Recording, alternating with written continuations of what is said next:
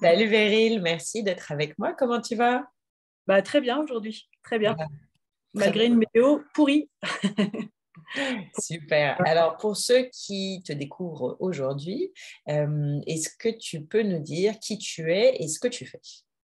Donc, je m'appelle Beryl, j'ai 39 ans et maintenant je peux le dire, je suis la fondatrice du Gang des Cookies. Donc, c'est une entreprise de vente de cookies, donc que des cookies extrêmement gourmands avec des bons produits locaux. Alors, je suis basée en Suisse, hein, donc avec des produits qu'on trouve principalement en Suisse. Et mon but, c'est de faire en sorte que le Gang des Cookies investisse l'intégralité de la Suisse dans les 2 ou 3 prochaines années et de devenir la référence du cookies gourmand pour les Suisses. En gros. Eh ben, c'est cool. On te souhaite un grand succès. Et après, tu dis, j'ose le dire maintenant. Parce que il y a 1 an et demi, enfin, ouais, ça fait presque 2 ans, j'avais déjà voulu démarrer une activité avec le cookies. Et comme je ne me sentais absolument pas légitime, je me sentais le syndrome de l'imposteur. Et voilà, j'ai tout arrêté. J'étais plus simple. Je préférais retourner dans ma coquille tranquillement, là où personne m'embêtait. Au moins, j'étais pas challengée. J'étais sûre de pas mal faire parce que je faisais pas. Et comme ça, j'avais pas le jugement et le regard des autres. Et puis, j'étais plus tranquille. J'étais pas heureuse, mais j'étais plus tranquille. Intéressant concept, j'étais pas heureuse, mais j'étais tranquille. Alors, du coup, tu réponds un peu à ma question suivante qui était dans quelle situation étais-tu avant de démarrer le programme Grotte de Baobab c'était il y a 6 mois, il y a non, il y a 9 mois. Ouais. Et alors, qu'est-ce que tu en espérais quand tu t'es inscrite, puisque tu nous as décrit ta situation, qu'est-ce que tu en espérais? Quelles étaient tes attentes par rapport à Graines de Baobab? Alors moi, quand j'ai démarré le programme, j'étais un petit peu, ça faisait 1 an que j'étais pas très en forme, honnêtement. J'étais un peu tristoun parce que justement, j'avais eu ce projet de cookies que j'avais mis de côté. Je voyais pas ce que j'allais faire. Je me disais qu'il fallait que je reprenne une activité, mais du coup, je regardais un peu les annonces de tout et n'importe quoi, puis cherchais des postes même plutôt très juniors, pas valorisants, en me disant bah, comme ça au moins je le ferai pas trop mal et j'aurai pas de remarques. Enfin voilà, j'avais un gros problème quand même un peu, je pense, de confiance en moi. Mais au moment où on m'a parlé de graines de baobab, je sais que dans ma tête, j'étais à un moment où je me disais, j'ai envie de changer quelque chose. Je sais que j'ai envie de changer quelque chose, mais je ne sais absolument pas par où prendre le problème. Et c'est là où, du coup, je me suis dit, bon, bah, qu'est-ce que tu as à perdre? Enfin, lance-toi. Et clairement, c'est ce qui m'a vraiment aidé c'est très vite, dès les premières vidéos qu'on a reçues enfin, tout de suite, moi, il y a quelque chose qui m'a frappé. Il y a un mot enfin, c'était faites un pas à la fois. Et en fait, pour moi, d'avoir fait graines de baobab, en fait, je pense que ça a été mon premier pas. Et c'est le premier pas qui m'a permis après de faire d'autres pas. Et je pense que c'est, j'ai tout de suite, enfin, en fait, moi, j'ai tout de suite accroché avec ton ton. Enfin, parce que je suivais un peu sur Instagram voilà, des gens qui proposent de nous aider enfin, de nous motiver, de nous accompagner, de nous coacher, etc. Mais souvent, je trouve que c'est très maniéré, marketé. Voilà. Et là, je trouvais que c'était extrêmement simple. Et moi, j'avais besoin de quelque chose qui soit très simple et très humain. Et c'est pour ça que moi, ça a collé tout de suite avec Graines de Baobab. Non, moi, Enfin, en fait. je te remercie. Je te remercie, Beryl, ça me touche beaucoup. Ouais, ça me touche beaucoup et bah, je suis ravie que ce soit ce que tu perçois, parce qu'effectivement, c'est pas très marketé, mon affaire. Mais c'est très, bon, j'y mets le cœur, voilà. Et alors, est-ce que tu peux nous expliquer quels ont été pour toi les résultats ou les changements que tu as ressentis à l'issue du programme et que tu continues de ressentir, donc 6 mois plus tard? Alors moi, ce qui a été flagrant, c'est que je pense qu'après on avait déjà reçu 1 ou 2 modules, et ce qui ressortait beaucoup dans les modules, c'était faites un pas. Ne voyez pas la fin et toutes les épreuves qui vont. Enfin, voilà, c'est vraiment faites un petit pas, et ce petit pas va vous permettre d'en faire un deuxième, et puis peut-être que le troisième pas, en fait, il va se faire tout seul. Et en fait, c'est vraiment ce qui s'est passé. C'est qu'à un moment, je me suis dit, la première fois, je m'étais dit, oh ouais, super, je lance des cookies. Et en fait, je me voyais déjà gérer des cookies à l'export, enfin, à l'international. Enfin, je partais dans un truc complètement fou. Et puis là, je me suis juste dit, OK, j'ai vraiment envie de faire des cookies, j'ai vraiment envie de les partager. Bah, je vais faire une chose toute simple. On devait être pas très loin du week-end de Pâques. Et je m'étais promis que pour le jeudi avant le week-end de Pâques, j'allais proposer à mes amis, aux gens que je connaissais autour de moi. J'avais un compte Instagram pardon, pas un compte Instagram, un groupe WhatsApp où j'avais, je sais pas, une cinquantaine de personnes. Et je m'étais dit, je mettrai un message dans ce groupe et je dirais, voilà, pour le week-end de Pâques, je vous propose de vous livrer à domicile une boîte de 5 cookies. Et voilà, ça sera un pas. Et puis on verra, ça prend pas. Et puis j'ai livré 45 boîtes pour le jeudi. Donc je me suis dit, bon, alors je me suis dit, ah, bon, bah, il y a un intérêt. Et puis en fait, ce qui est le plus intéressant, c'est les retours qu'on reçoit 3 jours après des gens qui ont eu les cookies et qui les ont goûtés. Et puis là, j'ai eu des retours très positifs. Et du coup, je me suis dit, OK, bah, je continue, mais j'en refais une autre pour le mois de mai, et puis j'en ai fait une autre pour le mois de juin, parce que je voulais garder un rythme en sachant que je démarrais quelque chose de plus gros en septembre. Mais j'avais plein de choses dans ma vie perso à régler pour pouvoir être vraiment libre en septembre. Mais en attendant, je voulais garder un rythme pour pas me dire, bon bah, maintenant j'arrête tout, puis je verrai en septembre. Et ça m'a permis de garder une dynamique. Et donc j'ai fait mai, j'ai fait juin. À côté, j'ai mis tout ce que je devais mettre en place dans ma vie perso pour que ça soit plus facile au quotidien, que je puisse me dégager plus de temps. Et puis, depuis le mois de septembre, j'ai trouvé, donc j'en ai profité pour trouver un laboratoire, pour finaliser un peu mon packaging. Et maintenant, bah, je produis. Et depuis, je m'étais fixé comme date, à un moment, je crois que je t'avais dit le 10 septembre. Et je m'étais promis que le 10 septembre, là, je sortais vraiment de ma coquille, ma caverne, et j'allais au marché de Morges. Et j'attaquais de vendre mes cookies à des gens que je ne connais pas dans la rue. Et c'est ce que j'ai fait. Alors, tu l'as fait et comment ça s'est passé? Combien t'en as vendu, etc. Et ben, ça s'est hyper bien passé. Alors, les 3 premières heures, grand moment de solitude, entre 7 et 10 heures, parce qu'il n'y a juste pas grand monde sur le marché et j'étais pas très bien placée.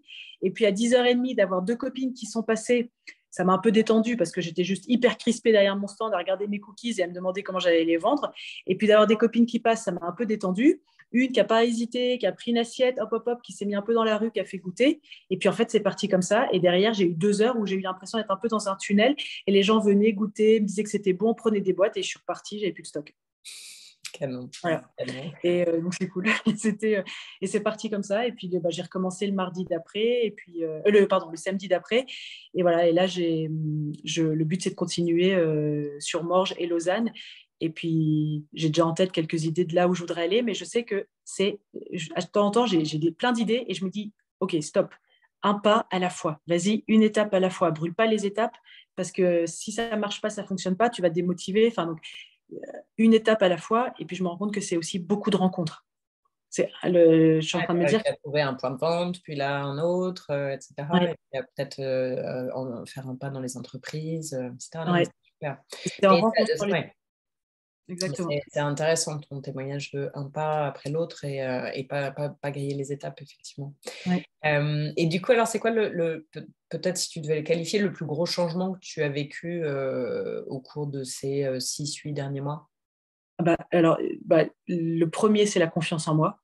Honnêtement, je pense que même mon mari me le dit, hein, il me dit c'est impressionnant. Enfin, quand il me voit rappeler la police du commerce de Morges 3 fois par jour, alors que je pense qu'il y a 6 mois, j'aurais même pas osé envoyer un email en leur réclamant désespérément mon stand. Il est impressionné. Et puis maintenant, c'est ce qu'il me dit. Il me dit, c'est typiquement, s'il y a 6 mois, on me demandait qu'est-ce que tu fais, j'aurais dit, je fais des cookies dans ma cuisine. Et maintenant, si on me dit qu'est-ce que tu fais, je dis, je suis la fondatrice du gang des cookies.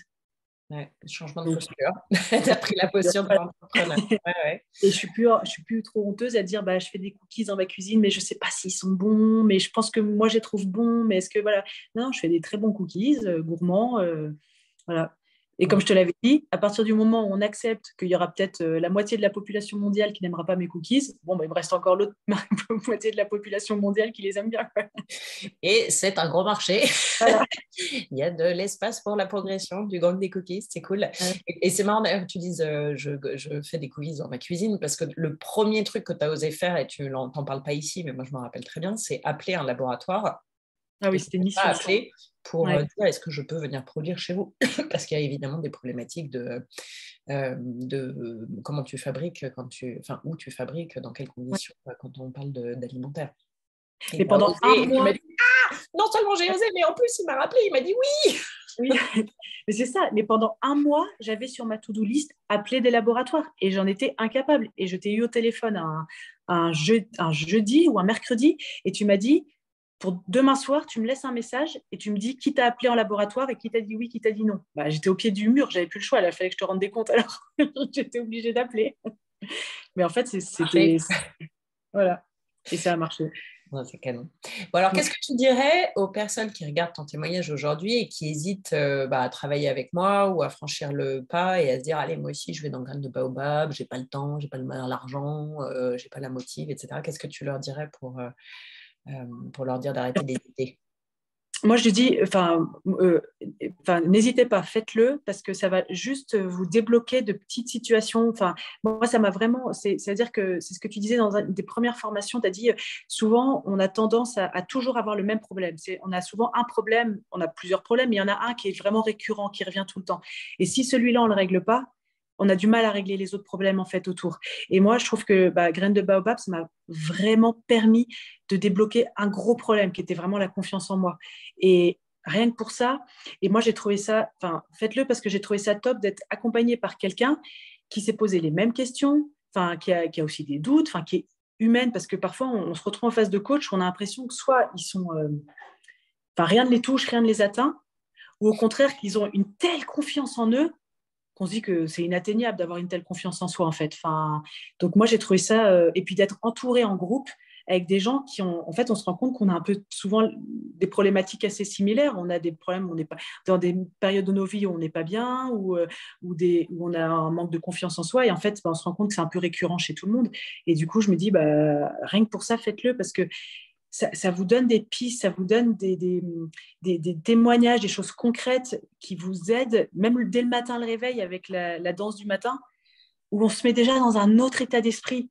C'est pas je me lève, qu'est-ce que je vais devoir encore faire aujourd'hui? C'est je me lève, d'abord je vais aller danser dans ma salle de bain toute seule et ça va me mettre la pêche pour la journée, quoi. Et rien que ça change tout. Ouais, ça change au moins le profil de ta journée, ça c'est sûr. Voilà, ça change le profil de la journée. C'est sûr. Ouais. Ouais, c'est cool. Merci, Belle. Est-ce que tu as un dernier mot à ajouter peut-être avant qu'on se quitte? Non, un grand merci, quoi.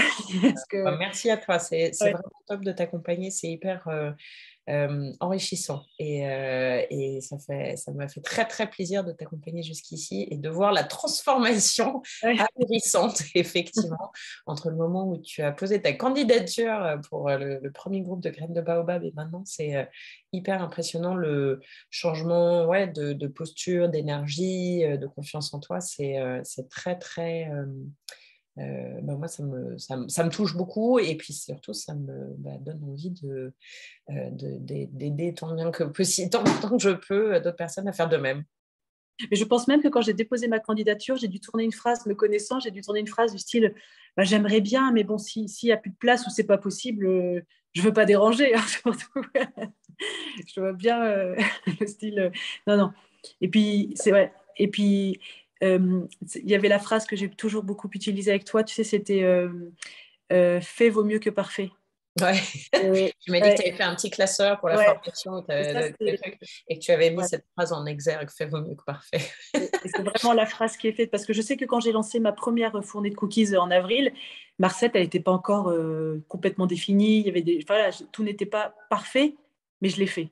Et en fait, rien que ça donne une énergie qui, enfin voilà, c'est Être dans l'action, c'est l'action. dans une énergie. Être dans l'action, ouais. Qu'elle soit Exactement. parfaite ou imparfaite. Exactement. Imperfect action is better than perfect inaction, comme disent nos amis anglo-saxons.